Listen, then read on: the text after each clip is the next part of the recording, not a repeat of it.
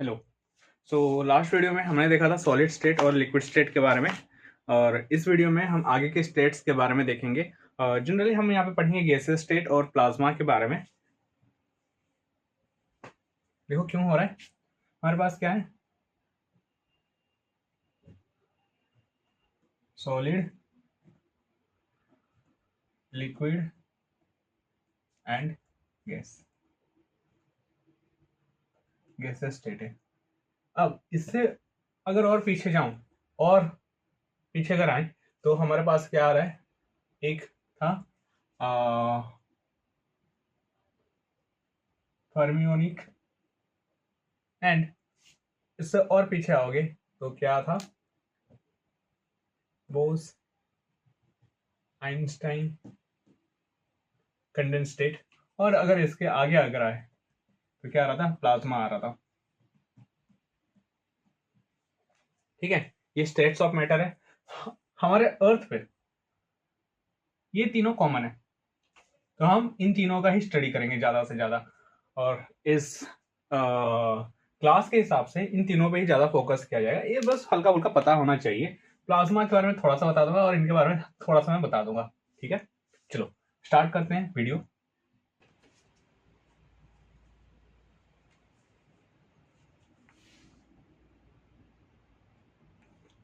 सबसे पहला आता है गैसेस स्टेट के बारे में।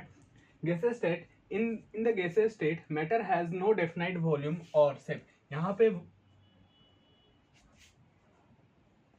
पे जो मैटर है इसका ना ही डेफिनाइट वॉल्यूम है और ना ही एक डेफिनाइट शेप है। क्यों? क्योंकि यहाँ पे जो पार्टिकल्स हैं, पता होगा यहाँ पे फोर्स ऑफ अट्रैक्शन इनके बीच में क्या है, बहुत ही ज्यादा कम है। ये फोर्स ऑफ अट्रैक्शन है मॉलिक्यूल मॉलिक्यूल के बीच में, इसको हम क्या कहते थे, कोहेसिव फोर्स कहते थे। कोहेसिव फोर्स, ये कोहेसिव फोर्स क्या है, बहुत ही ज्यादा कम है। और इनमें डिस्टेंस भी क्या है, बहुत ज्यादा है। इंटर मोलिकुलर डिस्टेंस जो है ये बहुत ज्यादा है।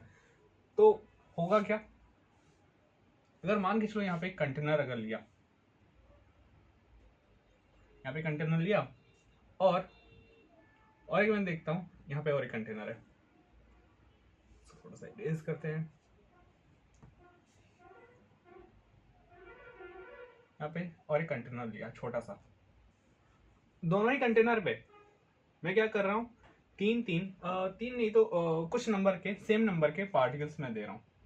1 2 3 4 5 6 7 8 9 10 11 12 13 14 15। There are 15 particles present in each container.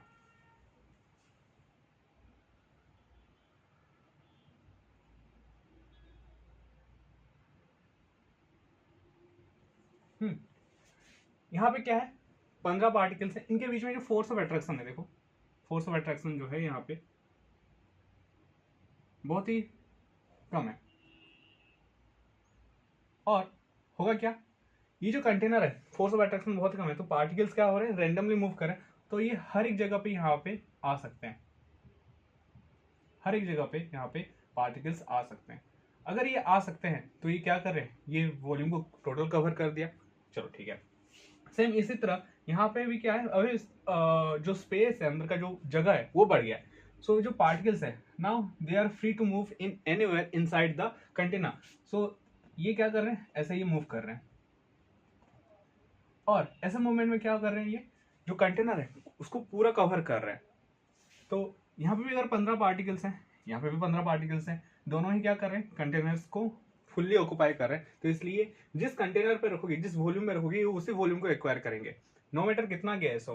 ठीक है, तो हाँ, तो यही है। देखो सॉलिड में और लिक्विड में क्या था, अगर मैं यहाँ पे बात करूँ सॉलिड में, सॉलिड का एक डेफिनेट वॉल्यूम रहता है और डेफिनेट शेप रहता है। लिक्विड का एक डेफिनेट वॉल्यूम रहता है। इस वॉल्यूम को हम मेजर कर सकते हैं, मिलीलीटर, लीटर, मीटर क्यूब।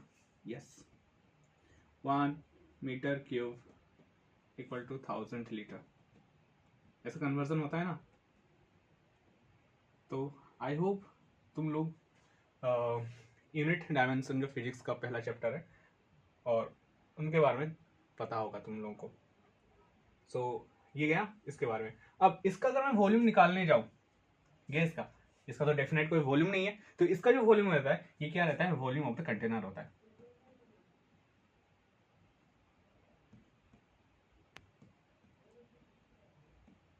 जिस कंटेनर में रखोगे उसी का ही वॉल्यूम ये एक्वायर करता है। दैट्स व्हाई कभी भी अगर गैस लिया जाए, किसका वॉल्यूम लिया जाता है, कंटेनर का वॉल्यूम लिया जाता है। ठीक है, चलो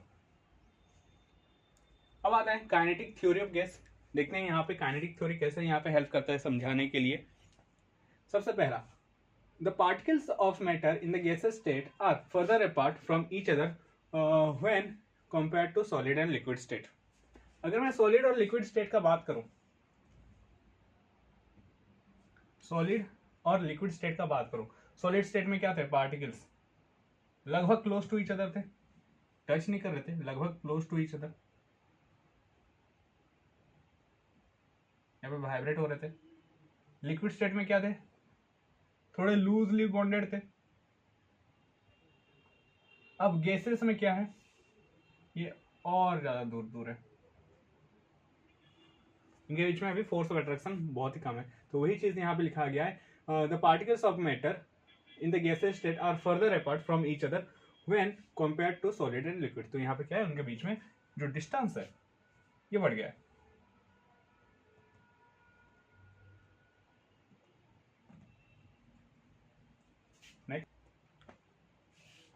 The random motion is high when compared to solid and liquid state. Hence, the kinetic energy of the particle is also high. यहाँ पे जो रैंडम मोशन है, जो मूवमेंट है, ये क्या है, बहुत ज्यादा है, हर डायरेक्शन में मूव कर सकता है, पॉसिबिलिटी है हर डायरेक्शन मूव करना, तो पर्टिकुलर कोई एक डायरेक्शन ये चूज करता है, तो मूव किया। अगर इसका मोशन अगर ज्यादा है, मैं कह सकता हूँ यहाँ पे काइनेटिक एनर्जी ज्यादा है। अगर यहाँ से काइनेटिक एनर्जी ज्यादा है, kinetic energy is directly proportional to temperature. अगर काइनेटिक एनर्जी बढ़ा तो टेम्परेचर भी क्या होगा, बढ़ेगा, या फिर वाइस वर्सा, मतलब अगर काइनेटिक एनर्जी ज्यादा है तो टेम्परेचर भी क्या है यहाँ पे ज्यादा है। सो मैं कह सकता हूँ कि solid, liquid and gas, gases state जो भी है, गैसेस स्टेट में टेम्परेचर सबसे ज्यादा रहता है। कोई भी एक कंपाउंड को मान के चलो, पानी को मान के चलो, आइस, वाटर, और यहाँ पे उसका वेपर रहता है। सो आइस में टेम्परेचर बहुत ज़्यादा कम रहता है, फिर यहाँ पे थोड़ा सा मॉडरेट रहता है, और यहाँ पे टेम्परेचर बहुत ज़्यादा हाई रहता है, 100 डिग्री सेल्सियस तक चला जाता है। यहाँ पे कितना, मान के चलो 0 से कम रहता है, और ये 0 से 100 के बीच में क्या है, लिक्विड स्टेट में, और 100 से ऊपर गया तो गैसेस स्टेट में गया। ठीक है, समझे। तो जितना ज़्यादा काइनेटिक एनर्जी टेम्परेचर बढ़ रहा है, उतना ज़्यादा काइनेटिक एनर्जी बढ़ रहा है। तो यहाँ पे जो पार्टिकल्स है, पार्टिकल्स का मोशन बढ़ रहा है, ये पार्टिकल्स एनर्जी लेके ये और जल्दी जल्दी मूव कर रहे हैं, है ना। पहले देखो वाइब्रेट होते थे, और एनर्जी बढ़ा दिया तो ये और ऐसे ऐसे मूव करने लगे, वही और एनर्जी बढ़ा दिया तो ये रेंडमली हर डायरेक्शन में मूव कर रहे हैं। The arrangement is very loose, and hence if the gas is kept increased, the gas particles occupy the entire volume available to them। तो वही चीज यहाँ पे बोला गया, जो कंटेनर जो मैं ले रहा हूँ, अगर वहां पे रखा गया तो जितना वॉल्यूम अवेलेबल है सबको ये क्या कर जाते हैं, कवर कर जाते हैं, क्योंकि यहाँ पे जो पार्टिकल्स है वो लूजली बॉन्डेड है।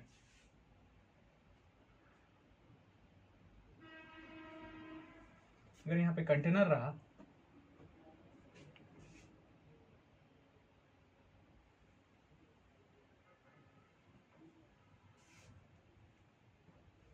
मान के चलो यहाँ पे एक कंटेनर रहा ये,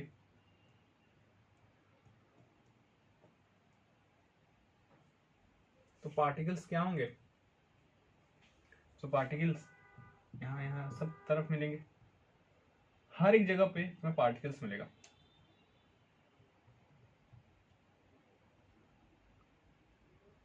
अब दिमाग में फिर से क्वेश्चन आता है कि हमने तो यहाँ पे पार्टिकल्स बनाया है नहीं, इस पोजीशन में, इस पोजीशन में तो पार्टिकल्स बनाया ही नहीं, नो पार्टिकल्स रीजन। देखो गैस में क्या होते हैं, जो पार्टिकल्स होते हैं बहुत फास्ट मूव करते हैं। सो ये क्या है, एक पर्टिकुलर फ्रेम का ये पिक्चर है ना। ये जो पार्टिकल्स ये बहुत ही फास्ट वेलोसिटी से मूव करते हैं। सो ऐसे ऐसे ऐसे ये मूव होते रहते हैं। इनका स्पीड हद से ज्यादा तेज होता है, तो हम कह नहीं सकते कि कहाँ पे क्या है। यहाँ पे इस टाइम में अभी नहीं है, कुछ माइक्रो सेकेंड या फिर कुछ मिली सेकेंड के बाद यहाँ पे पार्टिकल्स आ जाएगा, फिर से गायब हो जाएगा, आएगा गायब होगा, मतलब ऐसे ये मूवमेंट यहाँ पे होता रहता है।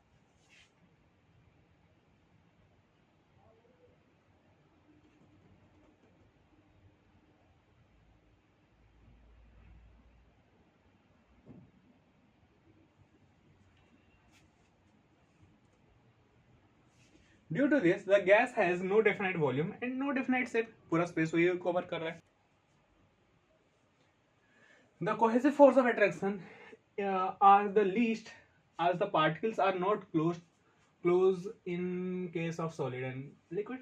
यहाँ पे cohesive force of attraction बहुत ज़्यादा कम है, जिसको हम वेंडर वाला फोर्स भी कहते हैं।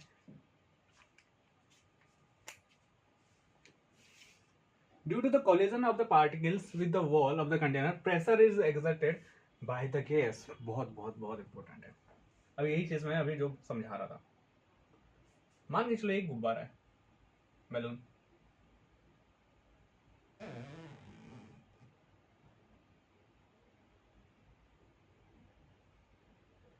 बैलून है। अब इस चीज को हम क्या करते हैं, जूम करते हैं, यहाँ पे देखते हैं, इतना ही जूम। सो ये उसका बाउंड्री है। यहाँ पे क्या हो रहा है, यहाँ पे एक पार्टिकल है जो कि कंटिन्यूसली आके यहाँ पे स्ट्राइक कर रहा है।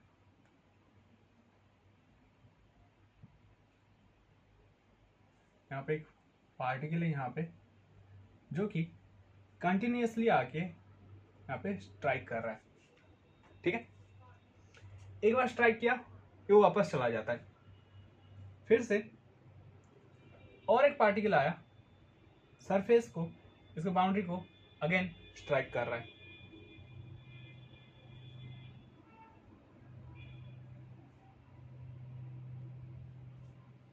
कंटिन्यूसली क्या कर रहे हैं, ये स्ट्राइक कर रहे हैं। इसको हम क्या कहते हैं, कोलिजन कहते हैं, कोलाइड होना, टकराना। अब देखो हम क्या कहते हैं, गैस पार्टिकल्स मूव करते रहते हैं। अब थोड़ा सा लॉजिक देखो, अगर मैं यहाँ पे एक बैलून को अगर कंसिडर करूं, इसका शेप तो ऐसे मेंटेन होके रहता है, एग्री? इसका शेप ऐसे मेंटेन होके है। यहाँ पे अगर पार्टिकल्स अगर आ गए, अगर ये पार्टिकल्स यहाँ पे अगर रुक गए, पार्टिकल आके अगर यहाँ पे रुक गया, तब जाके ऐसे मेंटेन हो सकता है। बट अगेन ये गैस पार्टिकल है, गैस पार्टिकल कभी भी ऐसे रेस्ट पे तो आएंगे नहीं, ये हमेशा तो मूव करते रहेंगे, इसको तो जाना ही पड़ेगा। सो क्या है, यहाँ पे पार्टिकल्स आए, टकराए, अब दूसरा पार्टिकल आता है पीछे, इसके और भी पार्टिकल्स है ना, ये पार्टिकल आता है, फिर से ये टकराता है, फिर यहाँ से पार्टिकल्स आते हैं, टकराते हैं, यहाँ पे पार्टिकल्स आएंगे, यहाँ पे टकराते हैं, तो इससे रैंडमली ये टकराते रहते हैं। और ये टकराव के लिए यहाँ पे क्या जनरेट होता है, प्रेशर जनरेट होता है। प्रेशर जनरेट होता है कैसे, अगर मैं प्रेशर के बारे में पता होगा, फोर्स अपन एरिया, तो यहाँ पे क्या लग रहा है, कुछ एक यूनिट एरिया पे कुछ अमाउंट का फोर्स लग रहा है, उसी को हम क्या कहते हैं, प्रेशर कहते हैं। हर क्लासेस में पढ़ोगे प्रेशर्स के बारे में। तो अभी के लिए ये जानो कि कॉन्सेप्ट जानो कि ये कैसे हो रहा है। तो पार्टिकल्स रैंडमली आ रहे हैं, और ये जो पार्टिकल्स हैं पीछे वाले, ये जब आएंगे, ये आगे का पार्टिकल्स चला जाएगा। लेकिन ये मेंटेन कैसे हो रहा है, हम कह सकते हैं कि जो पार्टिकल्स आए, टकराया, वापस गया, दूसरा आया, टकराया, वापस गया, इनका जो रेट है, टकराने का जो स्पीड है, ये क्या है, हद से ज्यादा तेज है, इसलिए हमें दिखता ही नहीं है। जस्ट लाइक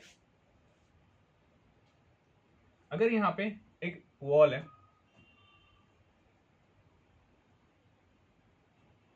और मैं यहाँ पे एक गोली मारूं, वाह, एक गोली मारूं, दिखा, मतलब गोली तो दिखेगा नहीं, पता चला, चलो मान के चलो तुम्हारे पास सुपरविजन भी आ गया, दिखा गोली, एक गोली गया। अगर मैं दो गोली मारा, एक गोली और एक गोली, दो गोली ऐसे गए, क्या हो अगर मैं एक मशीन गन लूं और कंटिन्यूसली मारता जाऊं, तो अलग अलग तो गोली जा रहे हैं, लेकिन इनका रेट इतना ज्यादा है, तुम्हें क्या दिखेगा, एक स्ट्रेट लाइन जैसा दिखेगा। ठीक इसी तरह यहाँ पे जो कोलिजन आ रहे हैं, जो पार्टिकल्स आगे जो टकरा रहे हैं, इतने जोर से टकरा रहे हैं, इतने स्पीड में आके टकरा रहे हैं कि यहाँ पे इसको और वापस पिचकने का मौका नहीं मिलता, इसका सिर्फ इस तरह से मेंटेन रखता है। ठीक है,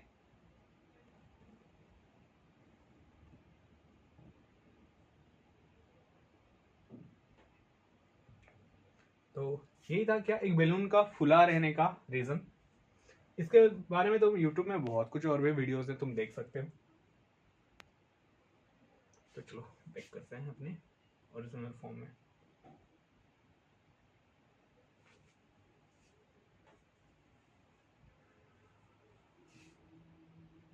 Energy stored when gas are compressed. Compresses gas exerts a force.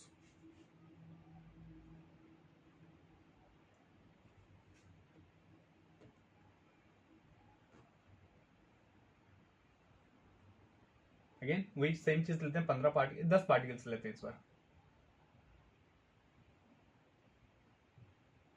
और यहाँ पे उसके ऊपर एक पिस्टन है।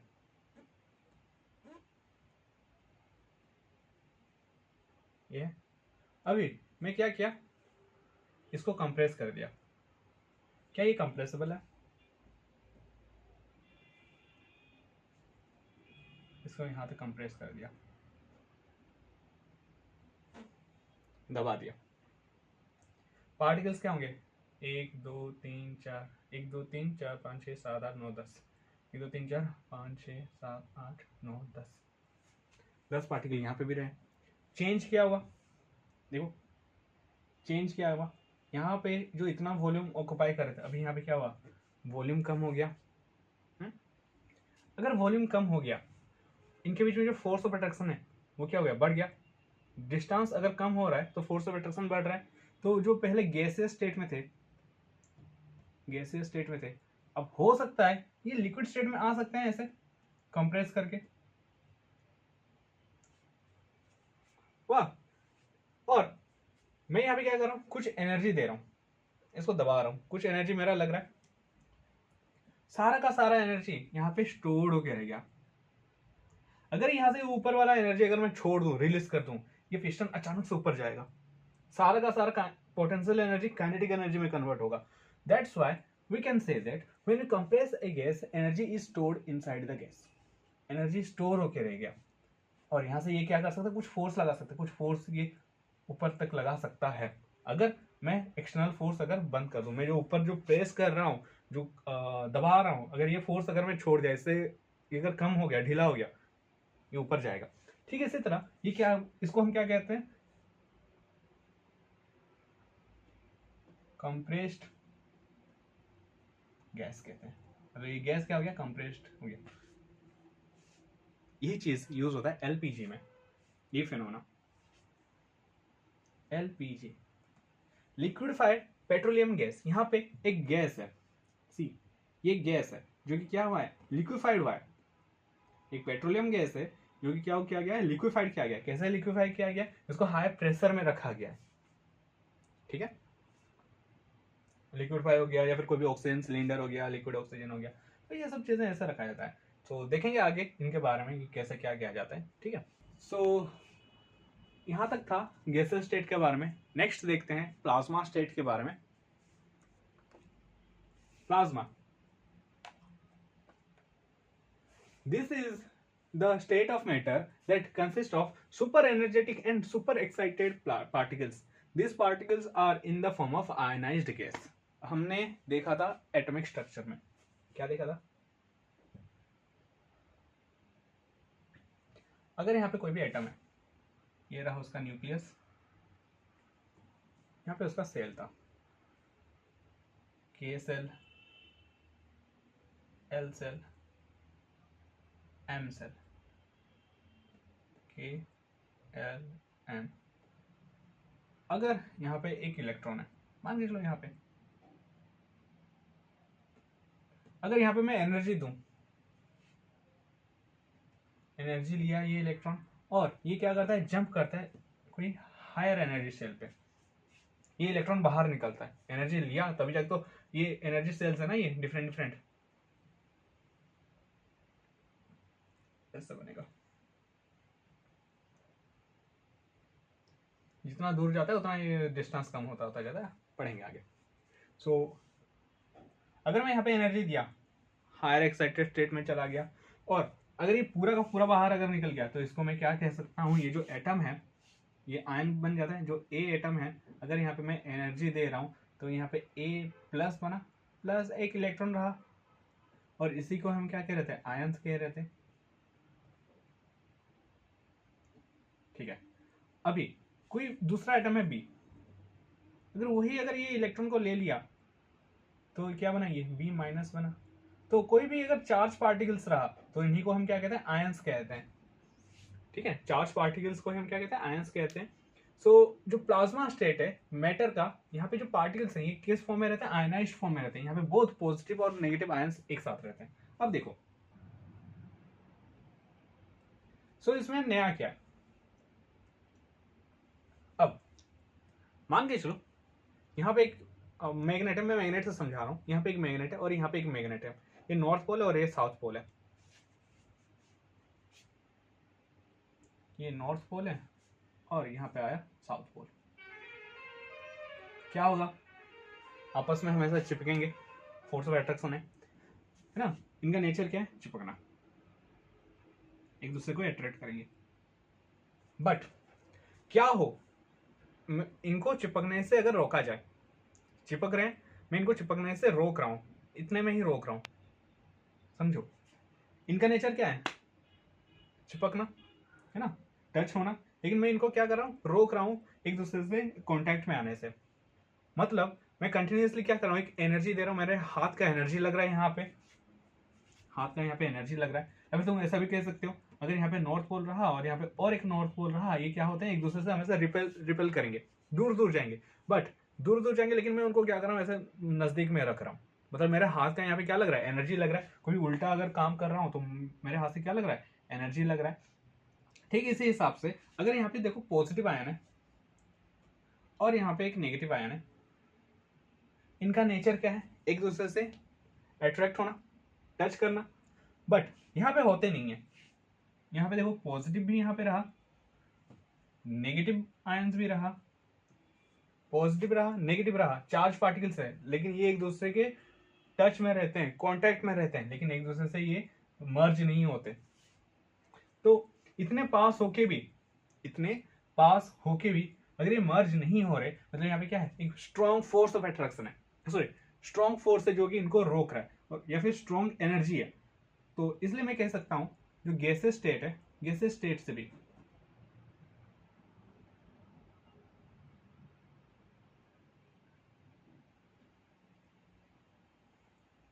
हम कह सकते हैं जो गैसेस स्टेट है, गैसेस स्टेट से भी यहाँ पे क्या है, ज्यादा एनर्जी है प्लाज्मा में, उससे भी ज्यादा एनर्जी है। क्लियर है? सो या this is the reason, that's why. और ये इतना ज्यादा एनर्जी है, एक फॉर्म का एनर्जी हमेशा दूसरे फॉर्म में कन्वर्ट होता रहता है, एनर्जी कन्वर्जन होता रहता है। इसलिए यहाँ पे जो है प्लाज्मा स्टेट, ये दिखने में बहुत सुंदर दिखते हैं, बट ये इतना सुंदर तो दिखते हैं लेकिन उतना ही ज्यादा खतरनाक भी है। देखो, it is a hot ionised gas consisting of approximate equal number of positive ions and negative electrons.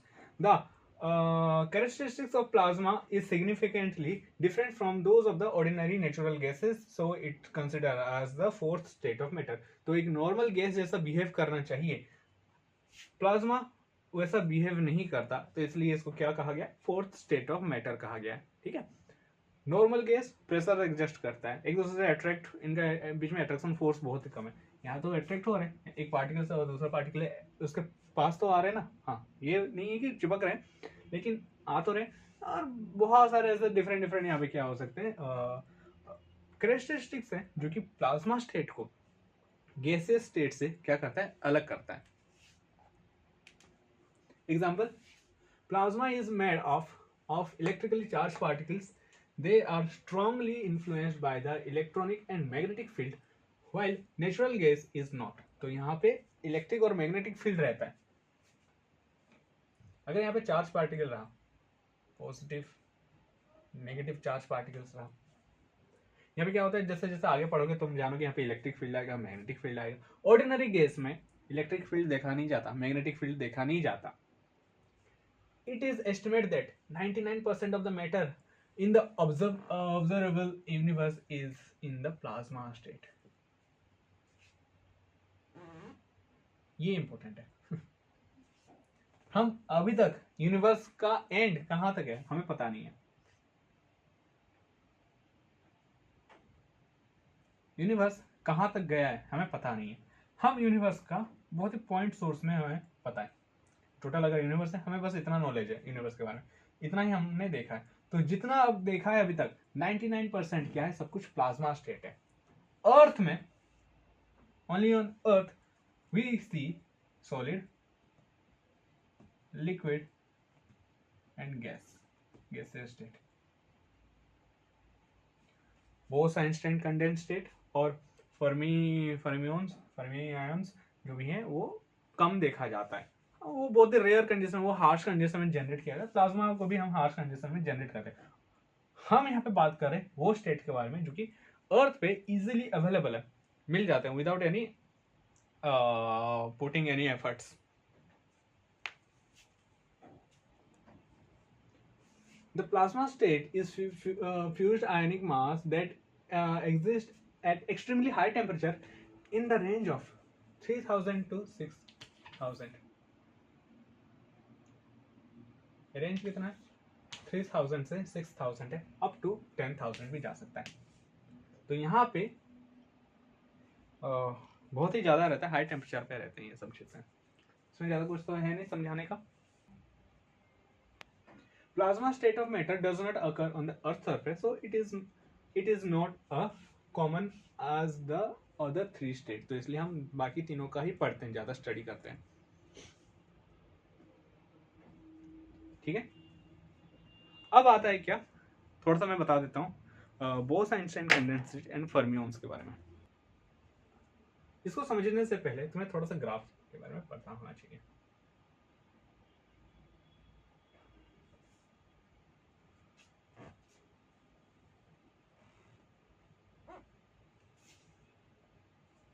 मैं यहाँ पे ले रहा हूँ टेम्परेचर और ये एक्सिस पे ले रहा हूँ वॉल्यूम,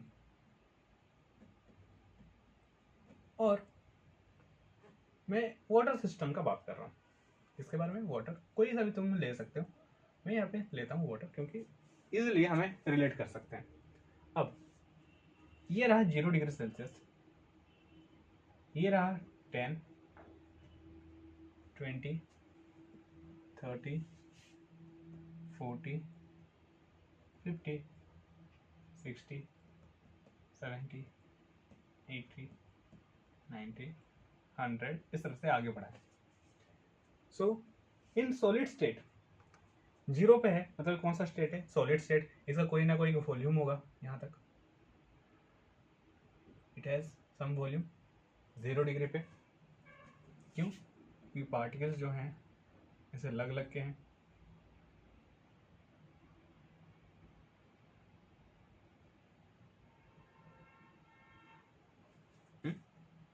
अब जैसे मैं टेम्परेचर इंक्रीज कर रहा हूँ, वॉल्यूम क्या होगा? इंक्रीज होगा या डिक्रीज होगा? पार्टिकल्स थोड़ा थोड़ा थोड़ा थोड़ा और दूर जाएंगे। तो मतलब जो पहले ये स्पेस ऑक्युपाई कर रहे थे, इतना छोटा छोटा जो स्पेस ऑक्युपाई कर रहे थे पार्टिकल्स, अभी क्या हो जाएगा? अभी पार्टिकल्स ये स्पेस ऑक्युपाई करेंगे। तो जो वॉल्यूम है, देखो ये जो रीजन है, जो स्पेस था, जो 3 डायमेंशनल स्पेस, वॉल्यूम का बात करो 3D स्पेस, अभी ये क्या हो गया? बढ़ गया। मतलब कहीं यहाँ पे तो पार्टिकल्स क्या हो गए? थोड़े दूर आ गए, ऐसे यहाँ पे आ गए। ये वो रीजन है। अब और ज्यादा अगर मैं इंक्रीज करूं, यहाँ पे क्या होंगे? पार्टिकल्स यहाँ पे रहेंगे और ज्यादा दूर रहेंगे, और 100 डिग्री पे यहाँ पे आ गए, और ज्यादा दूर रहेंगे ना, इतना आ गया। ठीक है, अगर मैं इनको सब ज्वाइन करूं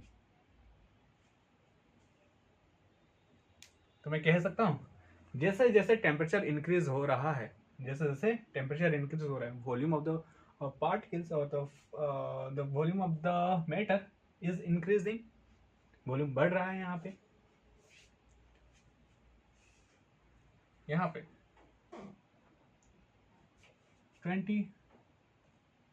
25 डिग्री सेल्सियस, इसको हम क्या कहते हैं, रूम टेम्परेचर। ये याद रखो, this is known as room temperature. हम बात करेंगे इसको जैसे जैसे आगे पढ़ेंगे, रूम टेम्परेचर के बारे में आइडिया होगा तुम्हें क्या है। क्या हो मैं अगर पीछे आऊं, पीछे आने से क्या हो रहा है, वॉल्यूम कम हो रहा है। अगर थोड़ा सा नीचे चला जाऊं, सॉलिड के बीच में पार्टिकल्स और ज्यादा पास आ जाएंगे, है ना, ज्यादा हार्ड सॉलिड हो जाएगा, जितना पास आते जाओगे उतना स्ट्रॉन्ग होता जाता है। ऐसा करते करते करते करते करते करते मैं अगर पीछे आ रहा हूं, ये रीजन देखो, ये रीजन जो है ये बहुत ही खास रीजन है। यहाँ पे क्या हो रहा है, पार्टिकल्स इतने क्लोज आ गए कि यहाँ पे वॉल्यूम क्या हो रहा है, जीरो हो रहा है।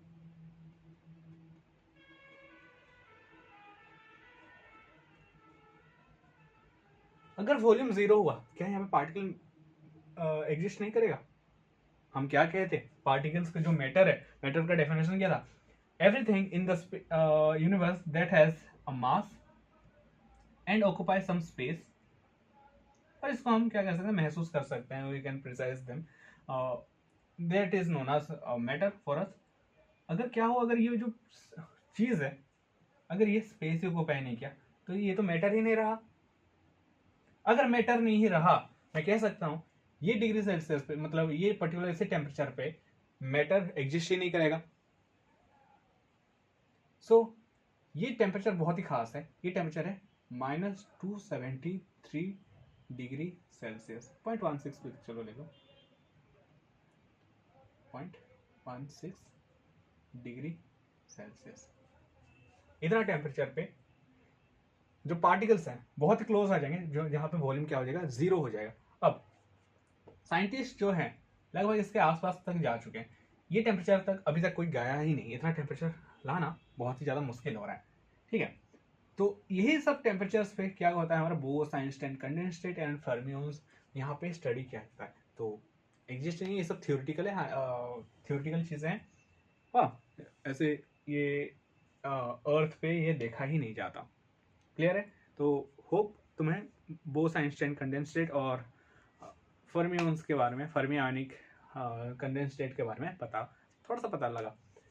इतना कम टेम्परेचर पे मैटर का क्या हो रहा है, एक नया स्टेट में जा रहा है, और उसी का ही स्टडी क्या है, बोस आइंस्टाइन एंड फर्मियंस पे। यहाँ पे भी थोड़ा बहुत एनर्जी रहता है, कैसे क्या रहता है, ये सब पढ़ते हैं, सच में इनके बारे में पढ़ा जाता है बहुत ही हायर क्लासेस में।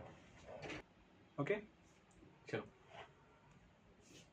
ये सब के बाद हम पढ़ेंगे यहाँ पे अभी इफ्यूजन एंड डिफ्यूजन के बारे में देखेंगे कि क्या है। सबसे पहला आता है इफ्यूजन। इफ्यूजन देखो, effusion is the motion of the particles from high pressure to low pressure through a small hole.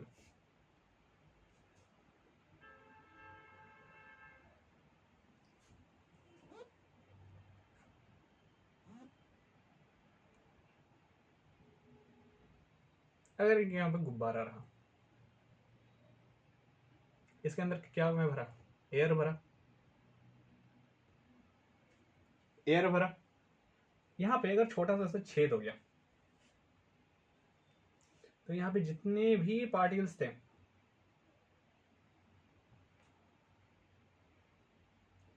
दिखाते हैं, जितने भी पार्टिकल्स थे क्या होंगे, बाहर निकलेंगे। बाहर क्या है, वही गैस पार्टिकल्स हैं।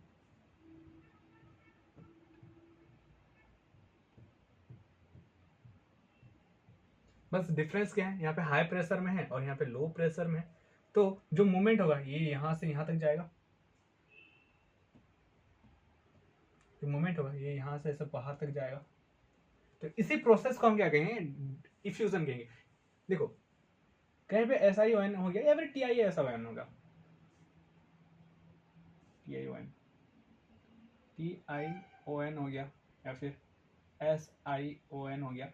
तो ये साइंस की दुनिया में ये रिलेट किससे करता है, मोस्ट ऑफ द केस ये तुम्हें देगा प्रोसेस के बारे में। कहीं पे भी कोई भी प्रोसेस आ गया तो लास्ट में ये रहता है। तो इफ्यूजन ये एक प्रोसेस है, तुम्हें लिखना पड़ेगा, इसको मेंशन करना पड़ेगा। Effusion is a process in which motion of the particles from high pressure to low pressure through a small hole. Effusion takes place in the same molecule, एक ही मॉलिक्यूल में ये होता है। देखो जैसे कि यहाँ पे हो गया एयर था, यहाँ पे भी क्या हो रहा है, एयर मॉलिक्यूल है, ठीक है, एयर पार्टिकल्स है। It depends upon the temperature. तो जितना ज्यादा टेम्परेचर रहा यहाँ पे, पार्टिकल्स का काइनेटिक एनर्जी ज्यादा होगा, काइनेटिक एनर्जी ज्यादा तो जोर जोर से मूव करेंगे, तो इफ्यूजन का रेट भी क्या होगा, ज्यादा होगा। क्लियर? ठीक है, इसी हिसाब से नेक्स्ट आते हैं किसके बारे में, डिफ्यूजन के बारे में। डिफ्यूजन से ज्यादा इंपॉर्टेंट है डिफ्यूजन के बारे में। डिफ्यूजन का देखो तुम्हें दिख रहा होगा,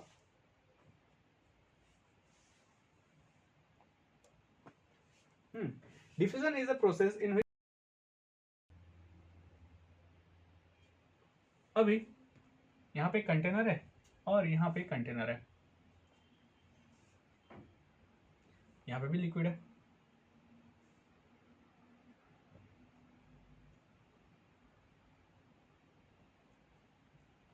and here is also liquid.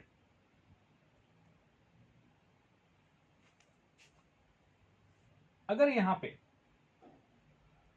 कोई भी दूसरा चीज अगर डाला गया, कोई भी कलर पार्टिकल्स अगर डाला गया, जैसे कि हम यहाँ पे लिख सकते हैं KMnO4, पोटेशियम पर मैंगनेट, मेडिकल स्टोर में इजीली अवेलेबल है, ठीक है। सो या फिर कोई भी ऐसा सब्सटेंस हो गया, फूड कलर हो गया, कुछ भी, कोई भी सा भी रहा, डिफ्यूजन के बारे में हम हायर क्लासेस में देखेंगे। जैसे यहाँ पे डालते हैं, ये क्या होते हैं, इसके जो पार्टिकल्स है ये आपस में ही इंटरमिक्स होते हैं। यहाँ पे वही पार्टिकल्स रहा, इस केस में मैं इसको क्या कर रहा हूं, मिला रहा हूं, ये मिक्स हो गया। और इस केस में ये थोड़ा थोड़ा थोड़ा थोड़ा सा मिक्स हो रहा है। तो डिफ्यूजन और मिक्सिंग में डिफरेंस क्या रहा, यहाँ पे हम मिला रहे हैं, यहाँ पे ये खुद ब खुद मिल रहा है। ये थोड़ा सा स्लो प्रोसेस है, थोड़ा सा जल्दी हो जाता है, जल्दी जल्दी मिल जाता है। अगर कोई भी सब्सटेंस हो तुम अगर ऐसे रख दो, ये क्या होते हैं, खुद ब खुद मिलते हैं, क्योंकि यहाँ पे क्या है, जो पार्टिकल्स हैं ये क्या होते हैं, हमेशा मूव करते रहते हैं, और इसी मूवमेंट के लिए क्या होते हैं, इंटरमिक्स होते हैं। इंटरमिक्स क्या है ये हम हायर क्लासेस में देखेंगे, यहाँ पे इनका नेचर चेंज नहीं होता, इसके बारे में हम हायर क्लासेस में ही बात करेंगे। अभी यहाँ पे बात करने का कोई रीजन ही नहीं बनता। बस इतना याद रखो, डिफ्यूजन में क्या होता है, यहाँ पे जो पार्टिकल्स होते हैं ये इंटरमिक्स होते हैं, अपने आप इंटरमिक्स होते हैं। Diffusion takes place in different molecules, ये डिफरेंट डिफरेंट मॉलिक्यूल्स में होते हैं। It also depends upon the temperature, जितना ज्यादा टेम्परेचर रहेगा पार्टिकल्स उतना ज्यादा अच्छे से मूव करेंगे, और ये उतना ही ज्यादा अच्छे से क्या हो सकते हैं, मिक्सअप हो सकते हैं, ठीक है।